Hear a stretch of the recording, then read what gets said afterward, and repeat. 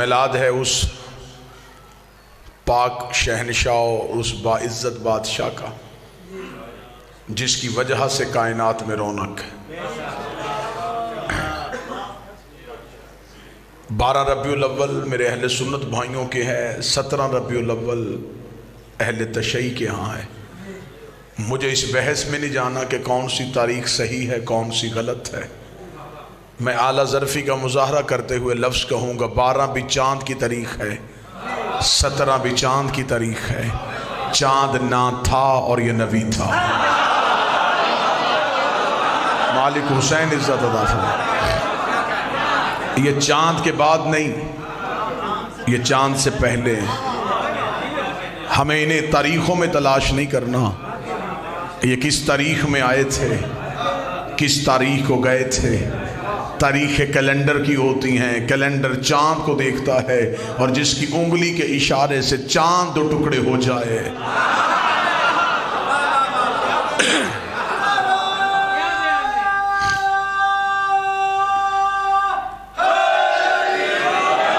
میرے اہل سنت بھائی تشریف فرمائے ہیں، میں ان سے یہ گزارش کروں۔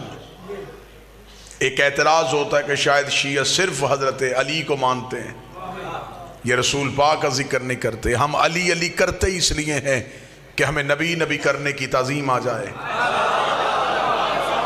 ہم زمانے کو بتانا چاہتے ہیں جس کا نوکر ایسا ہے وہ سردار کیسا ہوگا، جس کا جانشین ایسا ہے وہ مالک کیسا ہوگا۔ میرے اہل سنت بھائی تشریف فرمائے ہیں، ان کے نزدیک جو معتبر کتابیں ہیں، بخاری ہے، مسلم ہے، مشکات ہے، یہ ترمذی ہے، انہیں وہ سیاہ ستہ بولتے ہیں۔ سیاہ ستہ پہ مجھ جیسا طالب علم 70 جگہ پہ حدیث دکھانے کے لیے تیار ہے۔ نبی نے کہا یا علی لحموں کا لحمی، دموں کا دمی، جسموں کا جسمی، حربوں کا حربی، بغضوں کا بغضی، عدووں کا عدوی، انت منی وانا من کا۔ اے علی تیرا گوشت میرا گوشت ہے، تیرا جسم میرا جسم ہے، تیرا خون میرا خون ہے، تیرے دوست میرے دوست ہے، تیرے دشمن میرے دشمن ہے۔ انت منی وانا من کا، تو مجھ جیسا میں تجھ جیسا، تو مجھ جیسا نہ تجھ جیسا، تو مجھ جیسا نہ تجھ جیسا۔ میں نے جملہ کہا 70 جگہ پہ سیاہ ستہ پہ میں دکھانے کے لیے تیار ہوں، لیکن کسی ایک کتاب میں مجھے علی کا فرمان نہیں ملا کہ علی نے ساری زندگی کہا ہو کہ میں محمد جیسا، میں مصطفیٰ جیسا، میں پیغمبر جیسا۔ رسول کہتے رہے تو مجھ جیسا ہے، اور علی قدموں میں بیٹھ کے کہتا رہا میں تیرا نوکر ہوں، میں تیرا غلام ہوں، میں تیرے قدموں میں بیٹھنے والا ہوں۔ علی خون ہو کے اپنے آپ کو نوکر کہلواتا رہا، بندے نوکر ہو کے برابری نبی کی کیسے کر۔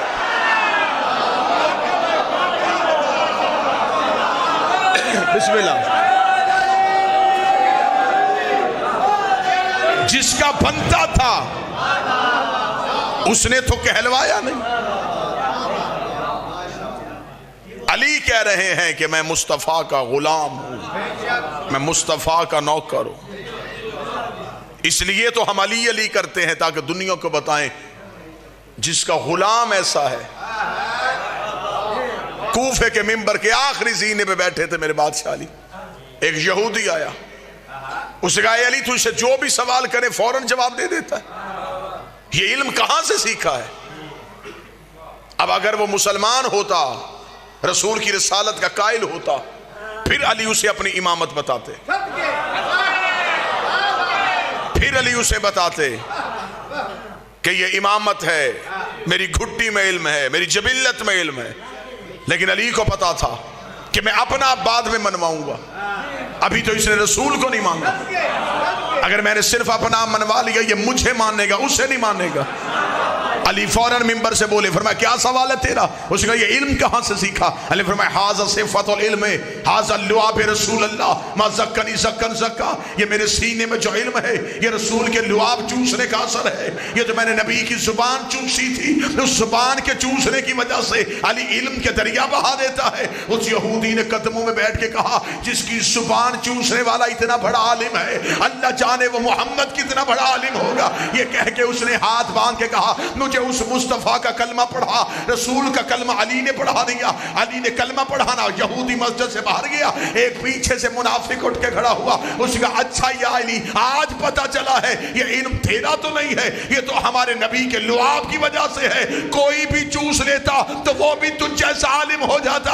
علی کی آواز آئی چپ اور نکل یہاں سے، ابھی لعاب بولا ہے، لہو نہیں بولا۔ میں صرف لعاب پیغمبر کا وارث نہیں، میں لہو پیغمبر کا وارث ہوں۔ اتحاد قائم ہو جائے گا امت میں، امت ایک جگہ پہ اکٹھی ہو سکتی ہے۔ میں رجوع سادات ہے، سادات کے گھر ہمیشہ آباد رہیں، امتی ہمیشہ سادات کی عزت پہ معمور رہے۔ میں فارمولہ دے کے جا رہا ہوں اتحاد امت کا، 4 چیزیں جس پہ امت کھڑی ہے: اللہ، نبی، اہل بیت، صحابہ۔ ایسا ہی 5ویں چیز ہے ہی کوئی نہیں، اللہ، نبی، اہل بیت، صحابہ۔ لے میں اتحاد کا فارمولہ دینے لگا ہوں آج نبی کی اس میلاد کی تقریب میں۔ اللہ خالق، اللہ مالک، اللہ سب کچھ، اللہ پالنہار، اللہ علی کل شیء قدیر، اللہ مختار۔ اللہ کے بعد جو مانو وہ نبی کو مانو، کلمہ نبی کا پڑھو، اطاعت نبی کی کرو، عزت نبی کی کرو، لیکن کبھی بھی نبی کو اتنا نہ مانو کہ نبی اللہ سے بڑھ جائے۔ نبی کی عزت ہے لیکن ایک حد میں، اللہ کی عبادت ہے، مصطفیٰ کی اطاعت ہے۔ نبی کو مانو لیکن اتنا نہیں کہ نبی اللہ سے بڑھ جائے۔ منت اہل بیت سے مانگو، مرادیں اہل بیت سے مانگو، اولاد اہل بیت سے مانگو، مشکل کشائی اہل بیت سے کرواؤ۔ کبھی بھی اہل بیت کو اتنا نہ مانو اہل بیت نبی سے بڑھ جائیں۔ مسجدیں صحابہ کے نام پہ بنواؤ، بچوں کے نام صحابہ کے نام پہ رکھو، لیکن کبھی بھی صحابہ کو اتنا نہ مانو کہ صحابی اہل بیت سے بڑھ جائے۔ اللہ اللہ رہے، نبی نبی رہے، اہل بیت رہے، صحابہ صحابہ رہے۔ اگر آپ بھی کسی بندے کے چہرے پہ پریشانی ہے تو میں نے جملہ شیعہ مقرر بن کے تو نہیں کہا تھا، میں نے تو اتحاد امت کا فارمولہ دیا تھا۔ اگر کوئی کہتا ہے کہ یہ ساری چیزیں ایک جگہ پہ دکھا تو میں ایک جگہ پہ دکھا دیتا ہوں۔ مسجد اللہ کی تھی، سجدے میں نبی تھا، پشت پہ اہل بیت تھے، پیچھے صحابہ تھے۔ اللہ کی مسجد تھی، سجدے پہ ہمارا نبی تھا، پشت پہ اہل بیت تھے، پیچھے صحابہ تھے۔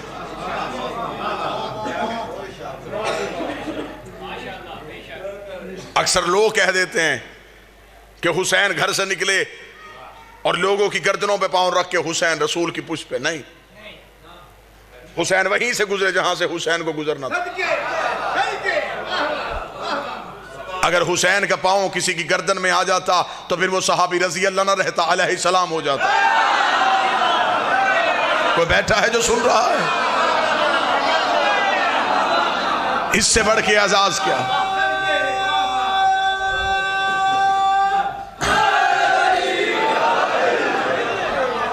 حسین وہیں سے گزرے جہاں سے حسین کو گزرنا تھا، رسول کی پشت پہ آ کے حسین بیٹھے۔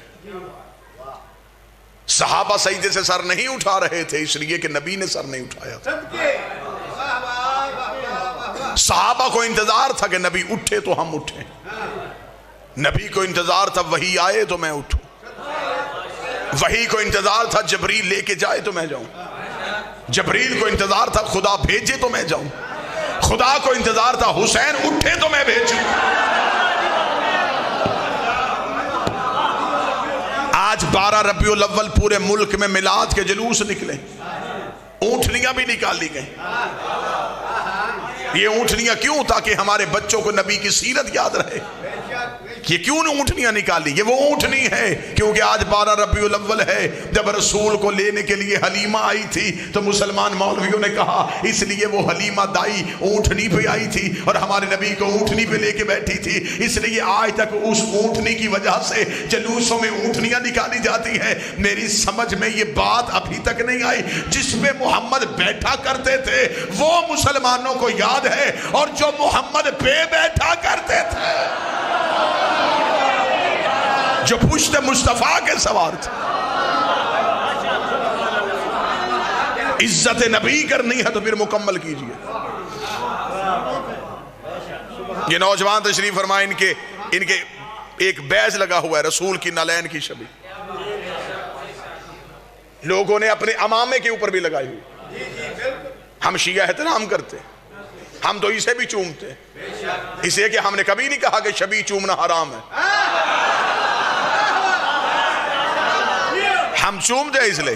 میں نے بابا تنویر شاہ جی ایک اپنے اہل سنت مولانا دوست سے پوچھا تھا، میں نے کہا جی مجھے اس بیج کی سمجھ نہیں آئی، اس نے کہا یہ نالین مبارک رسول کا عکس ہے۔ میں نے کہا اس نالین کو نبی کے پورے تبرکات میں اسے کیوں یاد رکھا؟ اس نے کہا اس لیے کہ ہم نبی کی معراج کے قائل ہیں، ہم نبی کی نالین اپنے سینے پہ لگا کے لوگوں کو بتاتے ہیں یہ ہے وہ جوتا جو عرش پہ گیا تھا۔ میں نے کہا حد ہو گئی، نبی کے ساتھ جانے والا جوتا یاد ہے، پردے سے نکلنے والا ہاتھ یاد ہے۔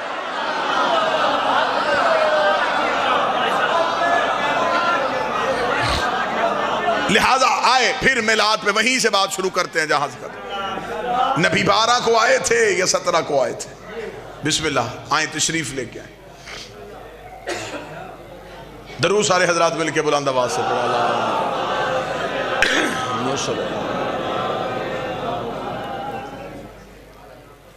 بسم اللہ بسم اللہ میرے مولا کے کامیاب و کامران ذاکر مولا امیر المومنین علیہ السلام، اور مولا ہمیشہ کامیاب و کامران رکھے، بری نظر سے بچائے، بری خبر سے بچائے، اللہ قائم کا ہمیشہ پہرا سر پہ ہو۔ بات وہیں پہ دوبارہ لے کے آتے ہیں، تاریخ نبی کی 12 تھی یا 17 تھی؟ 3-4 سال تو ہو گئے مجھے رجوع سادات کے مختلف پروگراموں میں آپ کے سامنے حاضری دیتے، اس کے علاوہ مجھے وہ چہرے بھی نظر آ رہے ہیں جو پورا سال کی مجالس میں مجھے ملتے ہیں۔ اتنے مجمع میں کسی کو یاد نہیں ہے اور کسی کو نہیں پتا کہ میری تاریخ پیدائش کیا ہے۔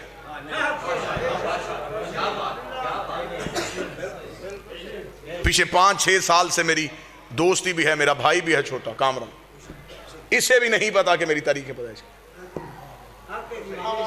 میرے یاروں کو بھی اکثر کو نہیں پتا۔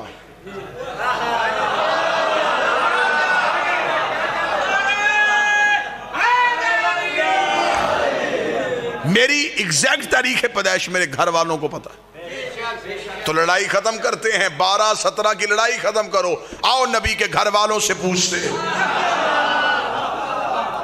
جب ہم نبی کے گھر کی طرف گئے تو باپ تو دنیا سے چلے گئے تھے، پالا تھا ایک چچا نے، اس کا مطلب ہے میلاد وہی منائے گا جس کا ابو طالب کے ساتھ تعلق اچھا ہے۔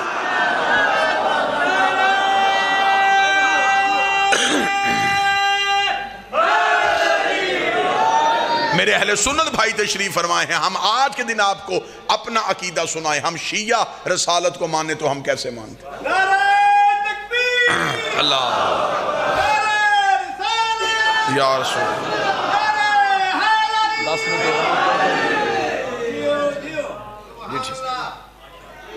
ہمارا عقیدہ یہ ہے، میرے اہل سنت بھائیوں سے ایک لمحے کے لیے میں اپنا عقیدہ پڑھنے لگا، مذہب جعفریہ کا عقیدہ۔ ہمارے عقیدے کے مطابق رسول نے کسی دائی کا دودھ نہیں پیا تھا۔ اب جو میرے اہل سنت بھائی تشریف فرما ہیں وہ بڑی محبت کے ساتھ مجھ پہ سوال کریں کہ آپ کا عقیدہ یہ کیوں ہے، میں دلیل دیتا ہوں۔ آپ اپنے علماء سے پوچھئے گا کہ اگر کسی دائی نے ہمارے نبی کو دودھ پلایا تھا تو اس دائی کا مذہب کیا تھا؟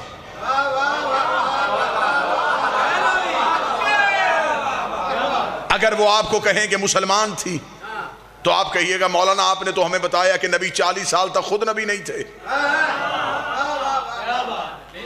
تو جب نبی خود ہی نبی نہیں تھے، اس نے کس کا کلمہ پڑھا؟